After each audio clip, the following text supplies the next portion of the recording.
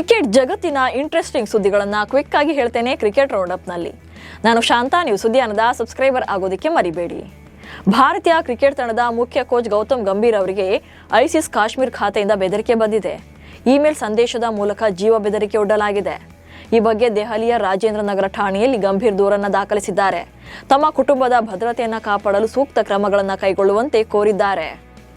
ಪಹಲ್ಗಾಮ್ನಲ್ಲಿ ನಡೆದ ಭಯೋತ್ಪಾದಕ ದಾಳಿಯ ಬಗ್ಗೆ ಪಾಕ್ ಸರ್ಕಾರವನ್ನೇ ಪಾಕ್ ತಂಡದ ಮಾಜಿ ಸ್ಪಿನ್ನರ್ ದಾನಿಶ್ ಕನೇರಿಯಾ ಪ್ರಶ್ನೆ ಮಾಡಿದ್ದಾರೆ.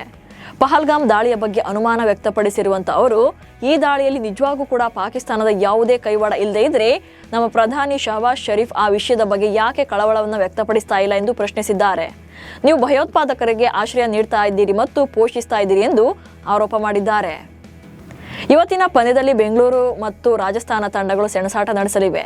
ಎರಡೂ ತಂಡಗಳು ಪ್ಲೇ ಆಫ್ ಕನಸನ್ನ ಕಾಣ್ತಾ ಇದ್ದು ಗೆಲುವು ಯಾರಿಗೆ ಸಿಗಲಿದೆ ಎಂಬ ಕುತೂಹಲ ಮೂಡಿದೆ. ಪ್ಲೇ ಆಫ್ಗೆ ಹೋಗಬೇಕು ಅಂದರೆ ಇವತ್ತಿನ ಮ್ಯಾಚ್ ಅನ್ನ ಗೆಲ್ಲೇಬೇಕಾದಂಥ ಒತ್ತಡ RR ತಂಡಕ್ಕೂ ಕೂಡ ಇದೆ, ಹಾಗೆ RCBಗೂ ಕೂಡ ಇದೆ. ಈಗಾಗಲೇ 8 ಪಂದ್ಯಗಳಲ್ಲಿ 5 ಗೆದ್ದಿರುವಂಥ RCB ಪಾಯಿಂಟ್ಸ್ ಪಟ್ಟಿಯಲ್ಲಿ 4ನೇ ಸ್ಥಾನದಲ್ಲಿದೆ. RR ವಿರುದ್ಧ ರಾಯಲ್ ಚಾಲೆಂಜರ್ಸ್ ಬೆಂಗಳೂರು ತಂಡ ಭರ್ಜರಿ ಜಯ ಸಾಧಿಸಿದರೆ 12 ಅಂಕಗಳೊಂದಿಗೆ ಅಂಕ ಪಟ್ಟಿಯಲ್ಲಿ ಮೇಲೇರಲಿದೆ. ಅಲ್ಲದೆ ಪ್ಲೇ ಆಫ್ ಹಾದಿಯನ್ನು ಮತ್ತಷ್ಟು ಸುಲಭಗೊಳಿಸಿಕೊಳ್ಳಬಹುದು. ಹೀಗಾಗಿ ಇಂದಿನ ಪಂದ್ಯ RCB ಪಾಲಿಗೆ ತುಂಬಾನೇ ಮಹತ್ವದ್ದು.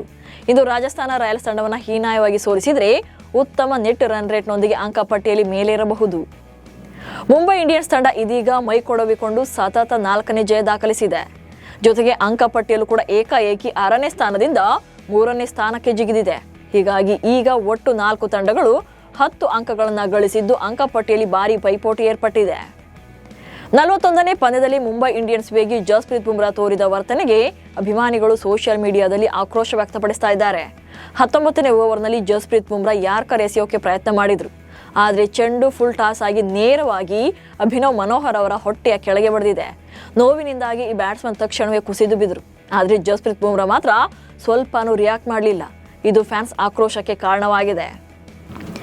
SRH ವಿರುದ್ಧ ಗೆಲುವಿನ ಬಳಿಕ ಮಾತನಾಡಿದಂತ ಮುಂಬೈ ಇಂಡಿಯನ್ಸ್ ತಂಡದ ನಾಯಕ ಹಾರ್ದಿಕ್ ಪಾಂಡ್ಯ, ಈ ಜಯ ನಿಜಕ್ಕೂ ಕೂಡ ಖುಷಿ ಕೊಟ್ಟಿದೆ.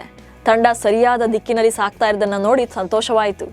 ಎಲ್ಲ ಆಟಗಾರರು ಫಾರ್ಮ್ನಲ್ಲಿರುವಾಗ ನಾವು ಪ್ರಾಬಲ್ಯ ಸಾಧಿಸ್ತೇವೆ, ಇದುವೇ ನಮ್ಮ ಗೆಲುವಿನ ಸೀಕ್ರೆಟ್ ಎಂದಿದ್ದಾರೆ. ಸನ್ ರೈಸರ್ಸ್ ಹೈದರಾಬಾದ್ ವಿರುದ್ಧದ ಪಂದ್ಯದಲ್ಲಿ ಬುಮ್ರಾ 4 ಓವರ್ಗಳಲ್ಲಿ 39 ರನ್ಗಳನ್ನು ನೀಡಿ 1 ವಿಕೆಟ್ ಪಡೆದರು. ಇದರೊಂದಿಗೆ ಇವರು T20 ಕ್ರಿಕೆಟ್ನಲ್ಲಿ 300 ವಿಕೆಟ್ಗಳನ್ನು ಪೂರ್ಣಗೊಳಿಸಿದ್ದಾರೆ. ಆದಾಗ್ಯೂ 300 ವಿಕೆಟ್ಗಳನ್ನು ಕಂಪ್ಲೀಟ್ ಮಾಡಿದರೂ ಕೂಡ ಬುಮ್ರಾ ಟಾಪ್ 10ನಲ್ಲಿ ಇಲ್ಲ. T20 ಮಾದರಿಯಲ್ಲಿ 300 ಅಥವಾ ಅದಕ್ಕಿಂತ ಹೆಚ್ಚು ವಿಕೆಟ್ ಪಡೆದ ಬೌಲರ್ಗಳ ಪಟ್ಟಿಯಲ್ಲಿ ಬುಮ್ರಾ 33ನೇ ಸ್ಥಾನದಲ್ಲಿದ್ದಾರೆ. ಹೈದರಾಬಾದ್ ವಿರುದ್ಧದ ಪಂದ್ಯದಲ್ಲಿ ರೋಹಿತ್ ಶರ್ಮಾ 46 ಎಸೆತಗಳಲ್ಲಿ 8 ಬೌಂಡ್ರಿ ಹಾಗೆ 3 ಸಿಕ್ಸರ್ಗಳೊಂದಿಗೆ ದಾಖಲೆ ಬರೆದಿದ್ದಾರೆ. ಈ ಅರ್ಧ ಶತಕದ ಬಲದಿಂದ ರೋಹಿತ್ ಶರ್ಮಾ T20 ಕ್ರಿಕೆಟ್ನಲ್ಲಿ 12,000 ರನ್ಗಳನ್ನು ಕಂಪ್ಲೀಟ್ ಮಾಡಿದ್ದಾರೆ. ಈ ದಾಖಲೆ ಮಾಡಿದಂಥ ಭಾರತದ 2ನೇ ಆಟಗಾರ ಎಂಬ ಹೆಗ್ಗಳಿಕೆಗೆ ಪಾತ್ರರಾಗಿದ್ದಾರೆ. ಇದಕ್ಕೂ ಮೊದಲು ಈ ಸಾಧನೆಯನ್ನ ಟೀಮ್ ಇಂಡಿಯಾದ super star batter Virat Kohli ಮಾಡಿದ್ರು. ಸನ್ ರೈಸರ್ಸ್ ಹೈದರಾಬಾದ್ ತಂಡ ಪ್ಲೇ ಆಫ್ ಲೆಕ್ಕಾಚಾರ ಆರಂಭವಾಗಿದೆ. SRH ಆಡಿದ ಅಂತ 8 ಪಂದ್ಯಗಳಲ್ಲಿ 2ರಲ್ಲಿ ಮಾತ್ರ ಗೆಲುವನ್ನು ಕಂಡಿದೆ. 6 ಮ್ಯಾಚ್ಗಳನ್ನು ಹೀನಾಯವಾಗಿ ಸೋತಿದೆ. 4 ಅಂಕಗಳೊಂದಿಗೆ ಅಂಕ ಪಟ್ಟಿಯಲ್ಲಿ ಕೊನೆಯಿಂದ 2ನೇ ಸ್ಥಾನದಲ್ಲಿದೆ, ಅಂದರೆ 9ನೇ ಪ್ಲೇಸ್ನಲ್ಲಿದೆ. ಒಂದು ವೇಳೆ ಮುಂದಿನ 6 ಪಂದ್ಯಗಳನ್ನು ಗೆದ್ದಲ್ಲಿ ಈ ತಂಡ ಒಟ್ಟು ಅಂಕಗಳು 16 ಆಗಲಿವೆ. ಆಗ ಮಾತ್ರ ಪ್ಲೇ ಆಫ್ಗೆ ಪ್ರವೇಶ ಪಡೆಯಬಹುದು. ಇವಿಷ್ಟು ಇವತ್ತಿನ ಕ್ರಿಕೆಟ್ ರೌಂಡ್ ಅಪ್ ಸುದ್ದಿಗಳು. ನಮಸ್ಕಾರ.